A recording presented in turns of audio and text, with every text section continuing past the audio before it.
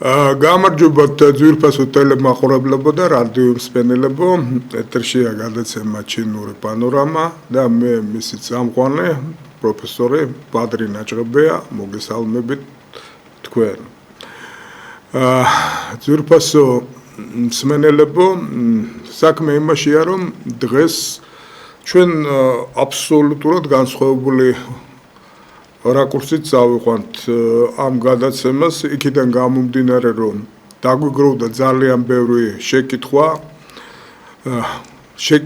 კრიტიკაც სხვათაშორის, ძალიან ბევრი საკითხი, რომელსაც ჩვენ მივმართავთ, ჩვენ საკმაოდ საინტერესო რესპონდენტები გვყავდა ამ წლინახევრის პერიოდში, რაც ეს გადაცემა, ცდილობენ გასცენ იმ საჭიროებო საკითხებზე პასუხი, რაც გამოწვევაა დღევანდელ მსოფლიოში და პირველ რიგში ის ხალხი მოდის ჩვენთან სტუდიაში, ვინც რასაკურველია, ვისაც რასაკურველია შეხება აქვს ამ ვებერთელა სახელმწიფოსაც, რომელსაც ჰქვია ჩინეთის სახალხო რესპუბლიკა.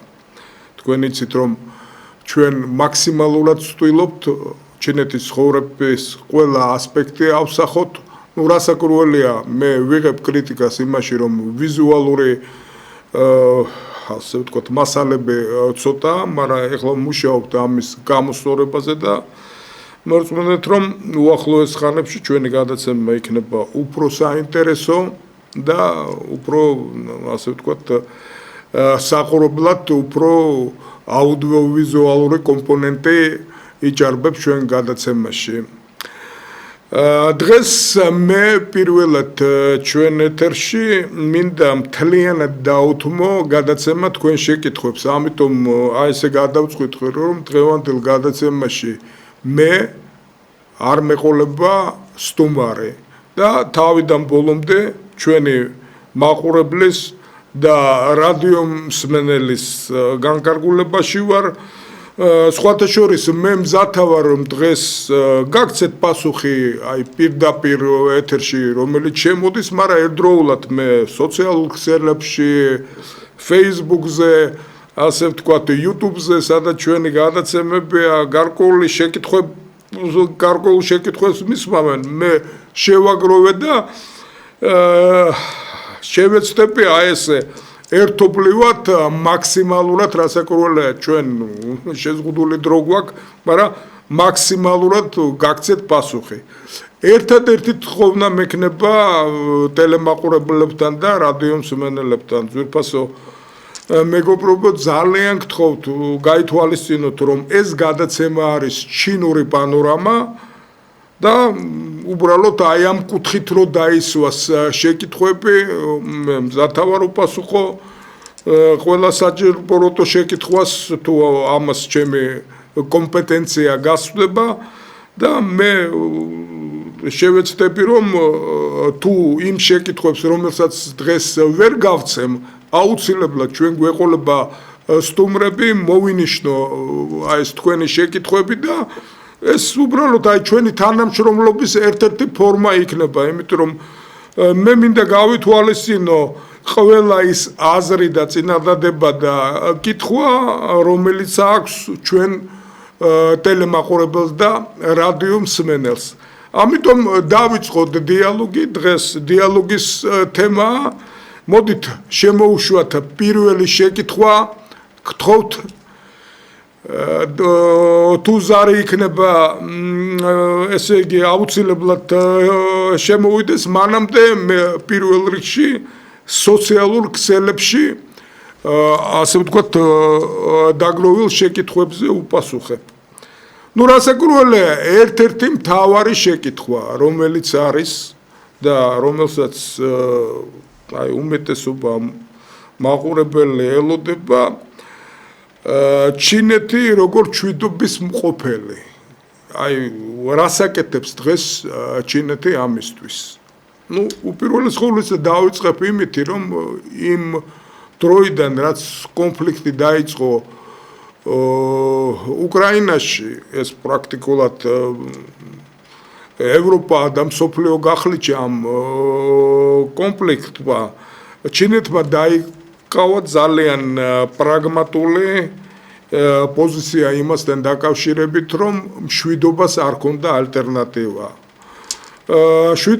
ჩინეთმა თვითონ შეიმუშავა გეგმა, ეს გეგმა საკმაოდ სერიოზული იყო და თქვენ წარმოიდგინეთ, მე საკმაოდ ბევრ საერთო ანალოგს ვხედავ ახლა ამ ტრამპის გეგმაში. რასაკრუველია, ეს იყო დაუყოვნებლივ ცეცხლის შეწყვეტა.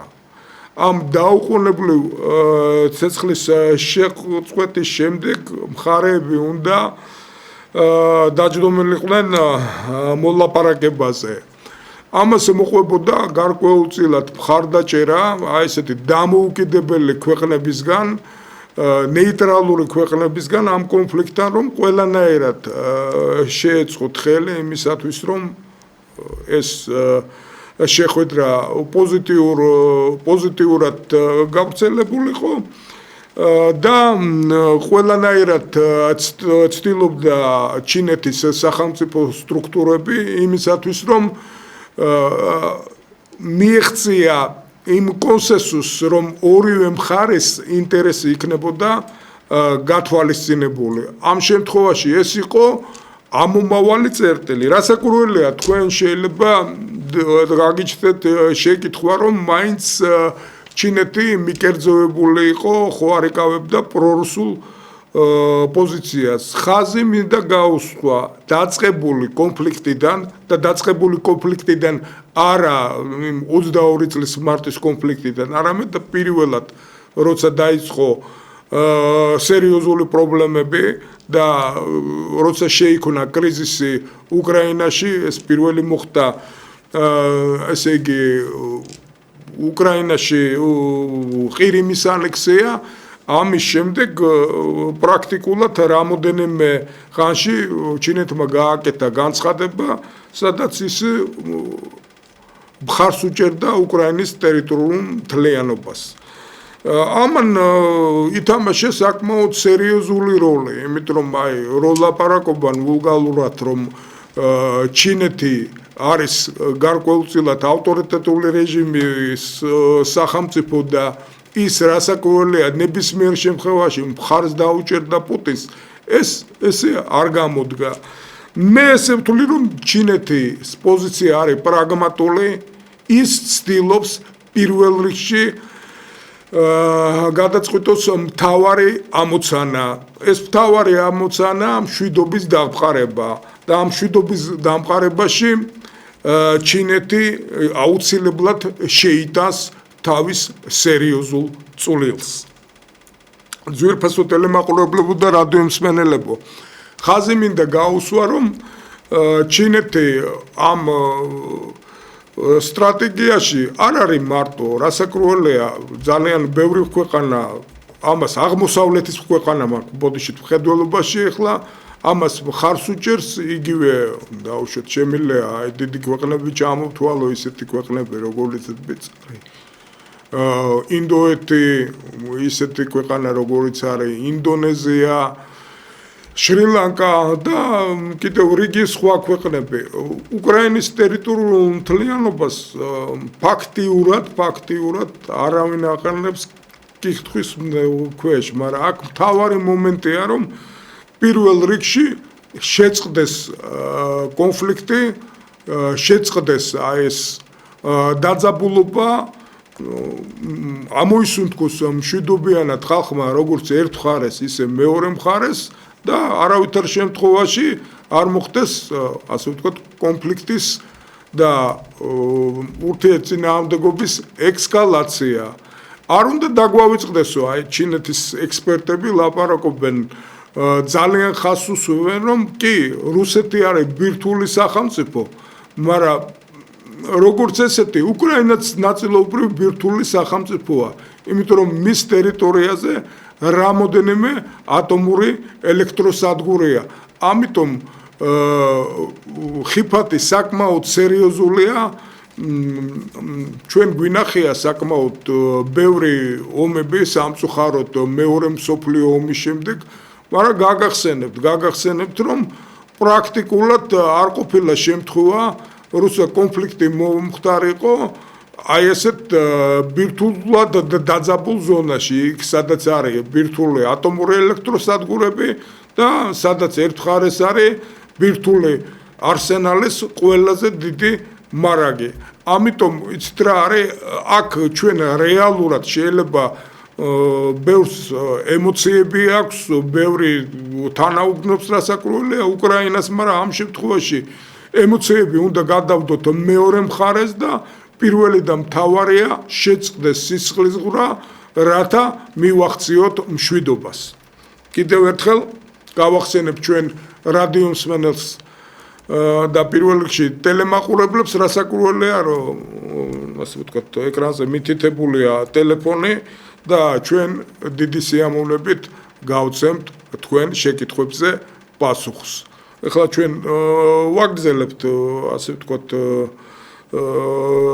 შეკითხვებზე პასუხს და გადავდივართ მეორე შეკითხვაზე, რასაკურველია, ეხლა მე აქ ძალიან ბევრი შეკითხვა მაქვს, აი ჩამონათვალეთ შეკითხვებიდან და მინდა რამოდენიმე შეკითხვა გამოვყო.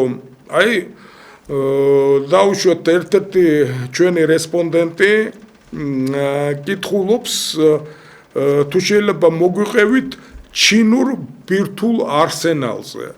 რასაკურველია ჩინური ბირთვული არსენალი ეს გასაიდუმლებული ინფორმაცია, მაგრამ ჩინეთს აქვს საკმაოდ სერიოზული და ძლიერი ბირთვული არსენალი. ასე ვთქვათ, სხვადასხვა ციფრებით ახლა იქ რაც ღიად არის ეს ციფრები და ჩვენ ასე ვთქვათ private ინფორმაციაზე არ გვინდა დავეყროთ, აი სხვადასხვა საერთაშორისო ინსტიტუტების მოცემული ინფორმაციით ის კი არა ტრამპმა თქვა ამასინაც ციფრი დაასახელა გარკვეულად მიახლოებით 450-ზე მეტი ბირთვული ერთეულის კომბინა აქვს ჩინეთს, როგორც ლაპარაკობენ. შეიძლება ეს ციფრი იყოს გაცილებით მეტი, მაგრამ მიაქციეთ ყურადღება ალბათ იმას, რომ პრეზიდენტმა ტრამპმა ამას წინათ წარმოთქვა ესეთი ფრაზა, რომ 3-4 წელიწადში ჩინეთს ექნება საშუალება, რომ კონდეს ისეთივე ბირთვული იარაღის რაოდენობა, რაც აქვს ამერიკას და რუსეთს. ამას შეიძლება ძალიან ბევრმა ექსპერტმა ძალიან სკეპტიკურად შეხედოს, იმით რომ საერთოდ კაცობრიობას აქ დაგროვილი ძალიან დიდი რაოდენობა ამ ბირთვული იარაღის. სხვათა შორის აი რაოდენობაზე ლაპარაკობდნენ სხვადასხვა ექსპერტები და ერთ-ერთი ვერსიით ეს ბირთვული იარაღის რაოდენობა საკმარისია იმისათვის, რომ 25-ჯერ გაანადგუროს სიცოცხლე მთლიანად დედამიწაზე. რასაკურველია ეს საშინელი ციფრებია და ეს როგორც კი ბირთვული იარაღი შეიქმნა, ამასთან ერთად შეიქმნა ასე ვთქვათ მოთხოვნილება იმისათვის, რომ შეამცირონ ბირთვული იარაღის მატარებელი საშუალებები და ამისთვის იყო პირველ რიგში ასე ვთქვათ წარმატებული ურთიერთობა ამერიკის და შეერთებულ შტატებს შორის, რიგი ხელშეკრულება დაედო 80-იან წლებში, თქვენ იცით, როცა გორბაჩოვი იყო ხელისუფლებაში, მოხერხდა ის, რომ გარკვეულად ბირთვული იარაღის მატარებელი სისტემები იქნა განადგურებული, როგორც ამერიკის შეერთებულ შტატებში, ისე რუსეთში, მაშინ საბჭოთა კავშირში, მაგრამ სამწუხაროდ, ასე ვთქვათ, ეხლა ჩვენ რასაც ხედავთ, არ არის გამორიცხული, რომ კაცობრიობა ისევ, ასე ვთქვათ, თავიდან შევიდეს საკმაოდ სერიოზულ დაპირისპირებაში და ამ დაპირისპირებამ გამოიწვიოს ის, რომ მკვეთრად გაიზარდოს ბირთვული იარაღის რაოდენობა უკვე იგივე ამ პირველ რიგში დიდ ზესახელმწიფოებში, როგორიც არის რუსეთი, ამერიკის შეერთებული შტატები, ჩინეთი, საფრანგეთი და არ გამოურიცხავ რომ გამოჩნდეს კიდევ ახალი ბირთვული სახელმწიფო.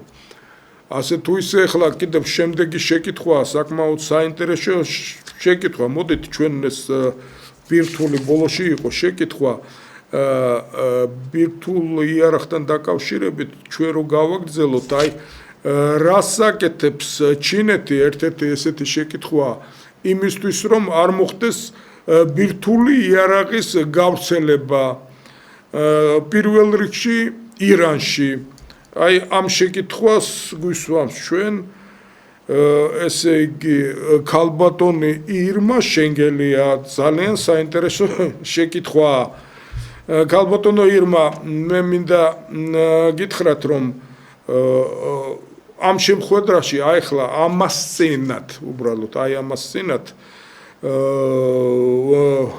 იყო შეხვედრა პეკინში შეხვედრაზე მონაწილეობას იღებდნენ ირანის რუსეთის და ჩინეთის წარმომადგენლები რასაკრუალია ჩინეთი მხარს უჭერს ბირთვული იარაღის არ გავრცელების დოქტრინას ამ შემთხვევაში ჩინეთი გამოთქვამს მზადყოფნას იმისათვის რომ ირანმა ხელი შეუწყოს იმას რომ ირანმა არ განავითაროს ბირთვული იარაღის წარმოება თავის ქვეყანაში მაგრამ ამასთან ერთად ჩინეთი ლაპარაკობს რომ ირანს აქვს უფლება განავითაროს ბირთვული სისტემების გამოყენება მშვიდობიანი ენერგიის მისაღებად, ელექტროენერგიის მისაღებად. რასაკრუალია ირანს თქვენ იცით ვებერთელა ქვეყანა ათეულობით მილიონი მოსახლეობა და ირანს აქვს საკმაოდ სერიოზული პრობლემა ელექტროენერგიის მომარაგებაში მას ძალიან გაუჭირდება მომავალში თავისი მრეწველობა განავითაროს ისე რომ მას არ კონდეს ატომური ენერგია და ამიტომ მე მგონი ალბათ ირანი ბოლომდე დაიცავს იმ პოზიციას რომ მას მიეცეს უფლება ჰქონდეს ბირთვული იარაღი რაც შეეხება კონტროლს თქვენ იცით ახლა პირველ რიგში ირანის ბირთვული პროგრამის წინააღმდეგ არის ისრაელმა საკმაოდ ხისტი პოზიცია დაიკავა ამასთან დაკავშირებით და განაცხადა რომ ირანს არ ქონდა უფლება რომ შეექმნა არა მარტო ბირთვული იარაღი არამედ მისი ბირთვული ექსპერიმენტები მშვიდობიანი ატომური ენერგეტიკის შესაქმნელად არ უნდა განხორციელებულიყო გარკვეულწილად მის ტერიტორიაზე ასე ვთქვათ თვითონ არ უნდა ყოფილიყო მწარმოებელი თვითონ არ უნდა ქონოდა ურანის გამამდიდრებელი დანადგარები და ასე შემდეგ რასაკრუალია ისრაელის რეაქცია ჩვენთვის გასაგებია საქმე იმაშია რომ ისრაელ და ირან შორის არის საკმაოდ სერიოზული დაპირისპირება ახლო აღმოსავლეთში და ჩვენ ვხედავთ იმას რომ პრაქტიკულად ამ ორი ქვეყნის დაპირისპირება შედის იმ სტადიაში როცა აი ეს საომარი მოქმედება საკმაოდ სერიოზულ ხიფათს წარმოადგენს აი ამ ქვეყნებისთვის აი ამ დაპირისპირების გამო ამასთან ერთად მე აღნიშნავ რომ ჩინეთმა გადადგა საკმაოდ სერიოზული ნაბიჯები მარტო ის რადგირს რომ ასე ვთქვათ აი ეს მოლაპარაკებები ირანის ტერიტორიაზე მიდის ესე ჩინეთი მხარს უჭერს მაგათეს პროგრამას მაგათეს კონტროლს ამ კუთხით და მე იმედი მაქვს რომ ასეთი მუშაობა გაგრძელდება კიდე მომავალში. ველოდებით კიდევ ერთხელ გაგახსენებთ, რომ ეკრანზე მითითებულია ტელეფონის ნომერი და ჩვენ მზად ვართ მივუთითოთ ისა უპასუხოთ თქვენ ზარებს.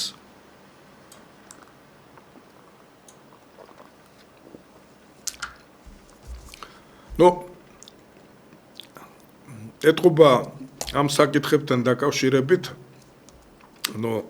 ზარები არ შემოდის, ალბათ მოგვიანებით შემოვა. ძვირფასო მეგობრებო, გავაგრძელებ ახლა თქვენის ნებართვით შეკითხვებზე პასუხს. მე ჩინეთთან დაკავშირებით მინდა რამოდენიმე კიდე შეკითხვა გამოვყო და ეს არის აი მშობლებისგან შეკითხვა, რომელიც ძალიან ხშირად მოდის, მაგრამ კონკრეტულად ახლა მარტო მინდა უპასუხო ამ შეკითხვას, არის თუ არა ჩინეთი უსაფრთხო ქვეყანა, შეგვიძლია თუ არა გაუშვათ ჩვენი შვილები სასწავლებლად. ძვირფასო ტელემაყურებლებო და რადიო მსმენელებო, მე შარშან ცით მეოცეჯერ ვიყავი, ასე ვთქვათ, ჩინეთში, ხო და აი ამ მთელი პერიოდის განმავლობაში, აი ამ ვიზიტების დროს, აი უბრალოდ ელემენტარული ერთი კონფლიქტი არ მინახია, დავუშვათ ან ქუჩაში, ან რესტორანში, ან რაღაც ძალადობის სცენა, არ ყოფილა ესეთი, იმიტომ რომ ჩინელები თვითონ ძალიან კანონმორჩილი ხალხი არიან. ჩინეთმა თქვენ იცით ახლა საკმაოდ სერიოზული ზიანი მიაყენა სიღარიბის პრობლემას და დაძლია ეს პრობლემა და დღეს ჩინეთი არის ერთ-ერთი უსაფრთხო და ერთ-ერთი ისეთი ქვეყანა, სადაც არა მარტო სწავლა შეიძლება, არამედ ბიზნესის განვითარება, აი იქ რო ჩახვიდეთ თქვენი ბიზნესი განვითარება, სამუშაოს გაგრძელება, ასე ვთქვათ და კომერციულ საქმიანობას ეხლა საქართველოსთან ბიზნესმენები ძალიან ხშირად ჩადიან უკვე თქვენ იცით ეხლა უვიზო რეჟიმია და ჩვენ მზად ვართ ამაზე გიპასუხოთ კიდევ უფრო კონკრეტულად საერთოდ ჩვენ გვინდა ცალკე გადაცემა მიუძღვნათ ქართველ სტუდენტებს, რომლებიც სწავლობენ ჩინეთში და ისინი როცა არ დადაგებზე იქნებიან ჩამოსული ჩვენთან, ჩვენ აუცილებლად დავპატიჟებთ მათ ჩვენ სტუდიაში და თქვენ მიიღებთ საკმაოდ საინტერესო ინფორმაციას თუ როგორ მიმდინარეობს ქართველების სწავლა-განათლება ჩინეთის სახალხო რესპუბლიკის სხვადასხვა უნივერსიტეტში და რა ასე ვთქვათ, რითი დატვირთული მოდიან, რა ბაგაჟით მოდიან ქართველი სტუდენტები ჩინეთიდან და როგორია სწავლის დონე ჩინეთის სახალხო რესპუბლიკაში. ამ ყველაფერზე ალბათ თქვენ უშუალოდ გექნებათ რო გასცეთ პასუხი. გავაგრძელებ თემატიკას და აი იცით რა არის? აი ისევ მოდის შეკითხვები აი ამ ჩინური ენის სწავლასთან დაკავშირებით. ეხლა ჩინური ენის სწავლასთან დაკავშირებით მე აქ მყავდა რამოდენიმე საინტერესო რესპონდენტი. ჩვენ გავაგრძელებთ ამაზე, მე გეტყვით რომ რამოდენიმე უნივერსიტეტში ასწავლიან ჩინურ ენას თქვენ უბრალოდ ეხლა კონკრეტულად აქ საქართველოში მოქმედებს კონფუცის ფონდიც ჩინეთის სახალხო რესპუბლიკის საელჩოს საქართველოში აქვს აგრეთვე იმის პროგრამა რომ გაუშვას ჩვენი სტუდენტები ჩინური ენის სასწავლებლად გაცვლითი პროგრამებია და მე ვიცი რომ ეს გაცვლითი პროგრამები უფრო გაფართოვდება, მით უმეტეს თქვენ კარგად იცით, ჩვენ და ჩინეთი გავხდით სტრატეგიული პარტნიორები, ეს ძალიან სერიოზული ნაბიჯი იყო, ამ ნაბიჯის გადატკმა და ამ ხელშეკრულების ხელმოწერა, რამაც საშუალება მოგცა უზვიზოთ ჩავსულიყავით ჩინეთში და თვითონ ჩინეთის მოსახლეობას ჰქონოდა საშუალება ემოგზაურა საქართველოში. აი გავაგრძელებ ახლა აი ამ შეკითხვას. ხო და გეტყვით ერთ ამბავს რომ აუცილებლად ნაკადე ამ ტურისტული ნაკადე ჩინეთიდან აუცილებლად გაიზრდება და ეს ჩვენთვის იქნება ძალიან სასარგებლო და ერთ-ერთი ტურისტული კომპანიის წარმომადგენელმა მე ძალიან მთხოვა რომ დამესვა აი მე პასუხა უბრალოდ ამ შეკითხვაზე რომელიც ალბათ დაინტერესებს ყველა ასე ვთქვათ ტურისტულ კომპანიას თუ რა წარმოადგენს პირველ რიგში ჩინელებისთვის ინტერესს ჩვენ ქვეყანაში აი ესეთი შეკითხვა იყო ნასაკურველია ჩინეთი დიდი სახელმწიფოა და მას აქვს უდიდესი ისტორია ეხლა ისტორიკოსები სწავლობენ ჩვენ ურთიერთობას და აი ძველი ურთიერთობა მაინც და მაინც შესწავლილი არ არის მაგრამ აი ამ პერიოდში უპირველეს ყოვლისა ჩინელებს საქართველოში აინტერესებთ ბუნება და ის ისტორია რომელიც მათი ციან საქართველოზე პირველ რიგში აი ორი მომენტია დავუშვეთ ჩინელებისთვის მე როგორც მივაქციე ძალიან საინტერესო ყველაფერი რაც დაკავშირებულია საქართველოში იოსებ სტალინის სახელთან და მეორე ეს არისავლაბრის ტიპოგრაფია თბილისში რომელიც თავის დროზე სოციალ-დემოკრატებმა გახსნეს იქ ახლა მუზეუმია რომელზეც აი ამ თემაავლაბრის ტიპოგრაფიის შეტანილია ჩინეთის სავალდებულო სკოლის სახელმძღვანელოში ამიტომ ყველა მოსწავლემ პირველ რიგში საქართველოზე თუ რაღაცა იცის რომ არსებობს თბილისი საქართველოს დედაქალაქი და თბილისში იყო გახსნილიავლაბრის ტიპოგრაფია აგრეთვე ჩინელებს აინტერესებს ის ადგილები რომელიც იყო აშენებული ომის შემდეგ დავუშვეთ ამპირის ხელოვნება სოციალისტური ამპირის ხელოვნება თქვენ ძალიან აინტერესებთ წყალტუბო მისი შემოგარენები იქიდან გამომდინარე რომ და აქაც აი ეს მშენებლობა დაკავშირებული იყო იოსებ სტალინთან ნუ საკმაოდ საინტერესო შეკითხვებია აი ახლა ზარი უნდა შემოვიდეს ჩვენთან გისმენთ ალო გისმენთ ეთერში ხართ ბატონო გისმენთ ო კარგი ერთი კაცი გამოდიოდა ხოლმე გესმით ჩემი კი ბატონო მესმის გისმენთ ყურადღებით ერთი კაცი გამოდიოდა ხოლმე და ალბათ დაიღუპა ის თავრობამ რო გადაგვიყრაპა ეს ფული რატო არ გვაქვს ჩემო კარგო მე ექიმი მინა წამალი მინა მივალ გევიწყავები ვარ მშიერი წყურალი სახლი მენგრევა რა თავრობა ესე წევიდე რაკიდან მე დავდგები და მე გავუძღვები ამ საქმეს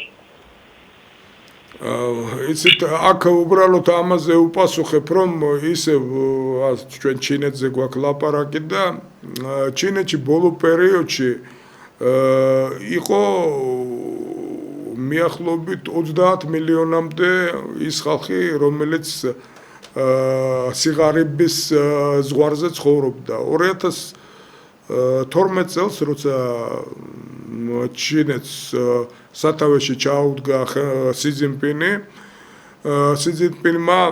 გადაწყვიტა საკმაოდ სერიოზული ზომები მიიღო იმისათვის რომ სიღარიბე მთლიანად აღმოიფხვრა ჩინეთის ტერიტორიაზე დღეს პრაქტიკულად არ არის რაც შეეხება საქართველოს მე ძალიან ხშირად მითქვია ამასთან დაკავშირებით, რომ ჩვენ აუცილებლად განსაკუთრებით ქართველმა და ჩინელმა ეკონომისტებმა, დარგის ხელმძღვანელებმა ყველაფერი უნდა გავაკეთოთ იმისთვის, რომ შევისწავლოთ ეს ჩინური მოდელი, იგივე ჩინეთის სახალხო რესპუბლიკის სოციალური სამართლიანობა იმისათვის, რომ ჩვენთან საქართველოშიც არ იყოს ესეთი ზარები, თქვენ იცით, რომ საქართველოში სამწუხაროდ ეს ფენა არსებობს და ყველაფერი უნდა გავაკეთოთ იმისათვის, რომ რაღაცნაირად ეს აღმოიფხვრას. პრინციპში ამის გადაწყვეტაში მე ვხედავ ჩინეთის საკმაოდ პოზიტიურ ნაბიჯს. დიდი მადლობა ბატონს, რომელიც შემოვიდა ეთერით და იმედია, რომ დაუშვათ დრო მოვა და ის გადაწყვეტს ძალიან ბევრ თავის საჭიროებო პრობლემას. ეხლა შემდეგი შეკითხვა, რომელიც აწუხებს ჩვენ ტელემაყურებელს და რადიო მსმენელს. აი ბატონო ბადრი მწერენ ჩვენი ასე ვთქვათ მაყურებლები ლაგოდეხიდან თუ შეიძლება გვითხრით ხო არ შეუქმნის პრობლემას იგივე ჩინელების მასობრივი ჩამოსახლება საქართველოში. იცით რა არის? აი ეს მიფთი მასობრივ ჩამოსახლებაზე საქართველოში არის ნამდვილად მიფი. აი ჯერ როდის ლაპარაკობდნენ, ჯერ უბრალოდ 2000-იანი წლების დასაწყისში, მაშინ როცა შევარდნაძე პირველ რიგში ჩავიდა ვიზიტით ჩინეთში, რომ აქ რაღაცა დაიწყება, ხან ერთ ადგილას დაასახლებენ, ხან 200,000 მოდის, ხან 300,000 მოდის. რასაკურველია, ეს მითებია. ჩინელები აქ რაღაცეებს აშენებენ, ჩინელები რაღაცეებს აკეთებენ, თქვენ იცით საქართველოს ინდუსტრიაში საკმაოდ დიდი წვლილი შეაქვთ, ასე ვთქვათ, ააშენეს გვირაბები, გზები აღმოსავლეთ დასავლეთით. აქ ხავთ საკმაოდ კვალიფიცირებული და შრომის მოყვარე მუშები, რომლებიც დროებით არიან საქართველოში და მათი მთავარ მიზანს არ წარმოადგენს, რომ დარჩეს. ისინი მიყვებიან თავის კომპანიას იქ, სადაც მშენებლობები მიდის. რაც შეეხება დაუშვათ აი კონკრეტულ ბიზნესმენებს, ეს არ არის დიდი ციფრი და ეს აბსოლუტურად არანაირ პრობლემას არ წარმოადგენს. ზარია ეთერში თუ შეიძლება? ალო. გისმენთ ეთერში ხარ ბატონო, გისმენთ? ძალიან საყურადღებოა, რომ ჩინელები ჩამოდიან საქართველოში და აინტერესებს კალინის შესახებ. გესმით? დიახ, მესმის, გისმენთ ყურადღებით. ყველაფერი ეს კარგია, რომ კალინის შესახებ აინტერესებთ, მაგრამ ჩვენ რა უნდა უთხრათ, რა პასუხი უნდა გავცეთ, რომ მისი სურათებიც კი ჩამოძიკვეს უყურგან და აღარ არის. ეს ციცვილი არ არის. თქვენი სახელი ბატონო თუ შეიძლება? კეთილი, საინტერესო შეკითხვა იყო, რასაკურველია, იცით რა არის? ისტორიულ მემკვიდრეობას ჩვენ არავითარ შემთხვევაში არ უნდა ვებრძოლოთ. გვინდა თუ არა ეს მე-20 საუკუნის ბომბერაზე პიროვნება იოსებ სტალინი იყო საქართველოსთან ეროვნებით ქართველი, საქართველოსთან დაკავშირებული და ფაქტიურად მან ცხოვრების ნაწილი გაატარა საქართველოში და ეს რეალობაა და ამას ვერ გავექცევით. თვითონ ქალაქი გორი ჯერ კიდევ ცნობილმა ქართველმა და საზოგადო მოღვაწემ ბატონმა აკაკი ბაქრაძემ მე მაქვს მისი სტატია წაკითხული, სადაც ის ლაპარაკობდა, რომ ჩვენ აუცილებლად უნდა გამოვიყენოთ საქართველოს პოპულარიზაციისთვის ის ამბავი, რომ სტალინი საქართველოსთან იყო და ამან ამისთვის უბრალოდ პირველ რიგში ამან ხელი უნდა შეუწყოს იგივე ტურისტული ინფრასტრუქტურის განვითარებას, ასე ვთქვათ, ცნობიერების ამაღლებას და ასე შემდეგ. რასაკვირველია ეს მარტოსტანიც კი არ განიხილავდა, ერთ-ერთი ისეთი ფაქტორია, რომელიც ჩვენ ქვეყანას გამოადგება. რასაკვირველია იცით რა არის? ეხლა თქვენ იცით მე-19 საუკუნის დასაწყისში ნაპოლეონზე რა წარმოდგენა იყო. რასაკვირველია დღეს ნაპოლეონის პარიზში თუ ჩავა ადამიანი ისე ალბათ არ ჩამოვა და არ ჩაეთულება წასვლა თუ არ მივიდა ის ინვალიდების სასახლეში და ნაპოლეონის ნეშტი არ ნახა და ასე შემდეგ.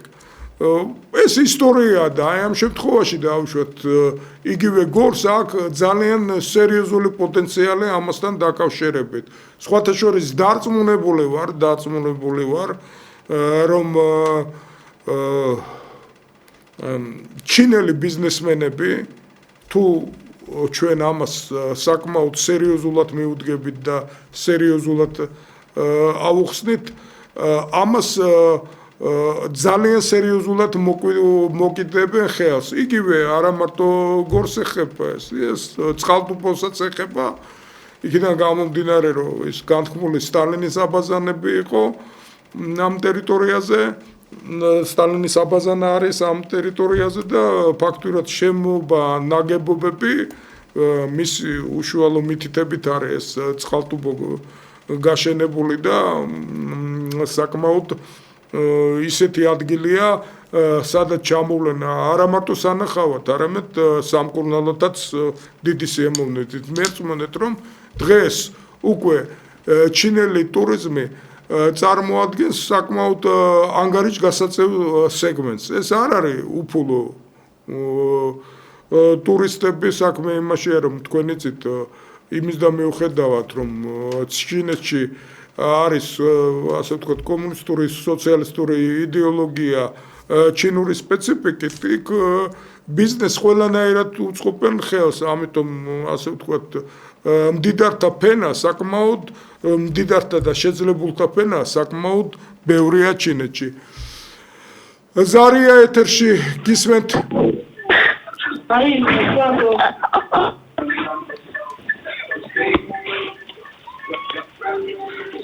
გისმენთ?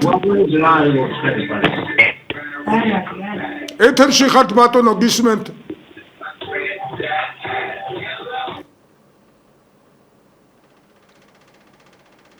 ეთყობა ვერ გამოვიდა ზარე, დაველოდოთ. გავაგრძელებთ დავუშვათ ამ თემაზე. ეხლა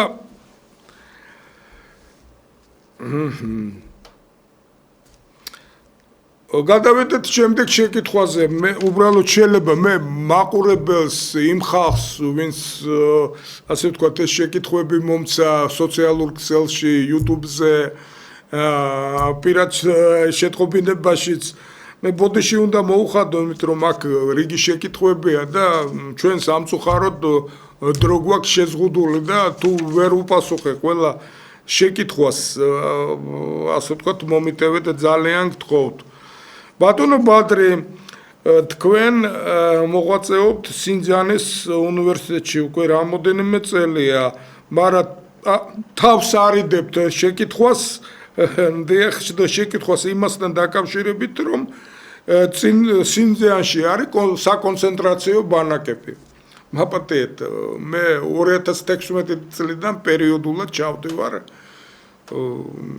სინძიანში, ურუმჩიშია ეს სინძიანის უნივერსიტეტი. მე საკმაოდ ახლო კომუნიკაციები მაქვს ადგილობრივ უიგურებთან და ეს აბსოლუტური მითია პირდაპირ შემიძლია გითხრათ. ზარია ეთერში.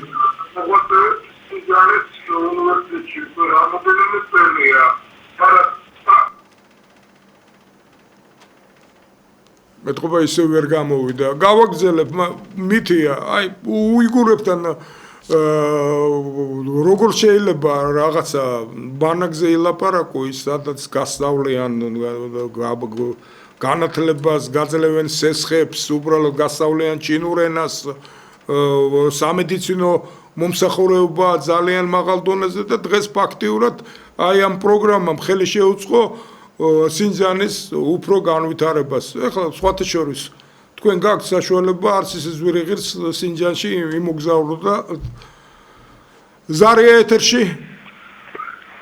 ალო. გისმენთ ბატონო? ეთერში ვარ? ეთერში ბრძანდებით გისმენთ. თუ შეიძლება საიდან ეკავთ? საღამომშვიდობის ბატონო ბადრი. საღამომშვიდობის როგორ მოგმართოთ? ბატონი ამირანი. ბატონო ამირან გისმენთ ყურადღებით. ბატონო ბადრი, ეხლა მე ასეთი შეკითხვა მაქვს თქვენთან. მანამ შეკითხვას დავსვავდე, მანობამდე თქვენ ახსენეთ ჩინეთთან გვაქვს სტრატეგიული პარტნიორობა. ძალიან კარგია.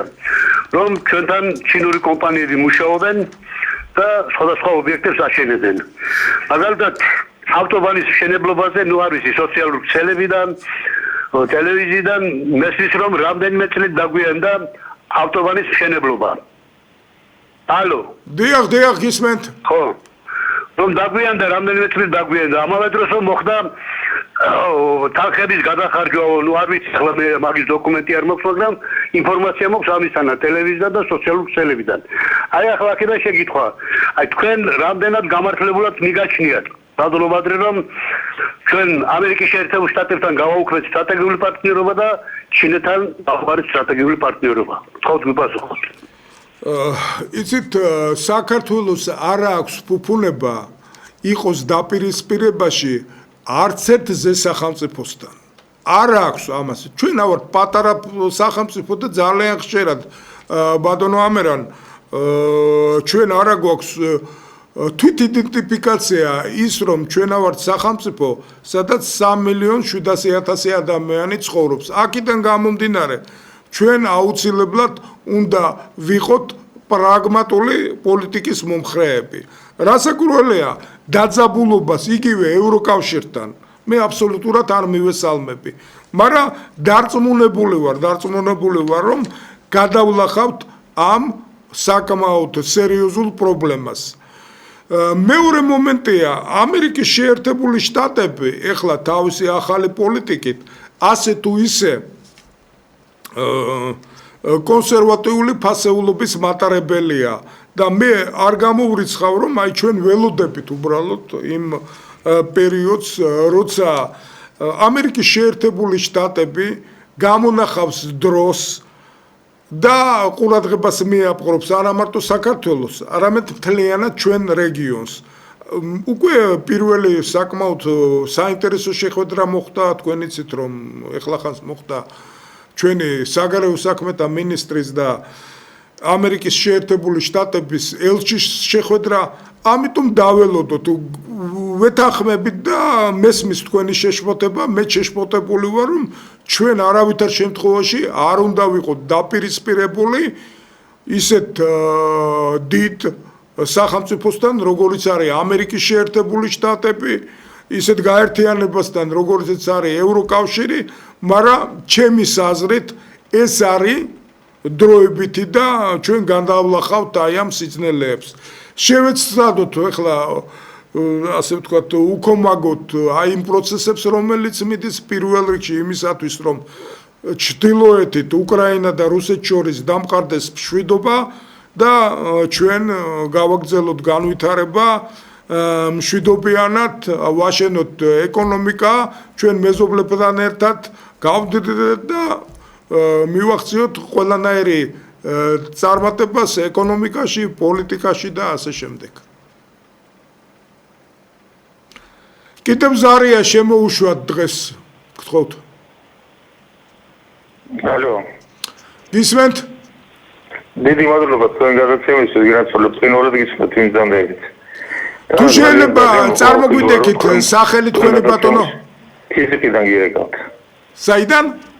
ქიზიკიდან. ძალიან კაი, თქვენი სახელი? სოსო მქრია გენაცული. ბატონო სოსო, გისმენთ ყურადღებით. დიდი მადლობა ძალიან წინორად ვიყავთ გადაცემები.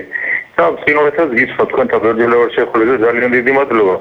რა არის იცი როგორც ამერიკა და როგორც რუსეთი და რუსეთი ჩვენი კარის მეზობელი არის და იმის გარდა აი სამი მეზობელი ხო ყავს კიდე გინდა ჩამოგიწვით რა ის მოგწევთ საქართველოს ტერიტორიები.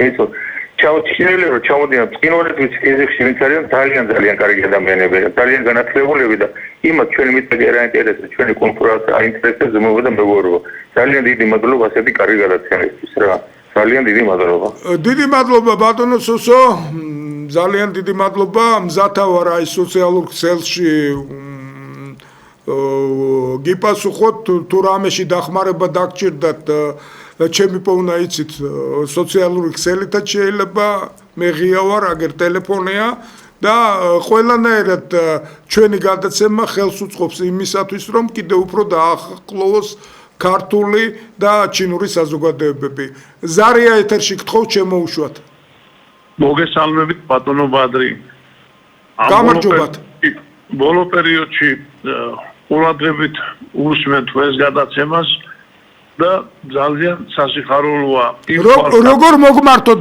ძალიან გთხოვთ დაასახელეთ გვარი დასახელეთ თუ შეიძლება ზურაბ ცქიანაძე ბატონო ბადრი საიდან ბრძანდებით ბატონო ზურაბ ხაშურიდან გახლავთ ბატონო ძალიან კაი ხაშური არაჩვეულებრივი რეგიონია დიახ მე პირადად მომიწია ჩინელებთან ერთად მუშაობა ასე თქვათ რიკოთის უღელტეხილზე მუშაობდი ორგან და ასე შემდეგ ბატონო ბადრი საინტერესო ის არის რომ უბრალოდ რაც მეტი დიდი ქვეყანა იქნება დაინტერესებული საქართველოსი ანუ როგორც დერეფანი გამტარი დამაკავშირებელი ევრაზიისა მით უფრო ყარაფ იქნება საქართველოს უბრალოდ მშვიდობის თვალსაზრისით იქნება უფრო ყარად მესამაკ ხედელობაში ბატონო ბადრი გეთახმებით თქვენი გადასახედიდან ბატონო ბადრი ხა რა თქმა უნდა გაცილებით ყველა შემოსვლაზე და ასე შემდეგ მეტი ინფორმაციას გაგაჩნიათ და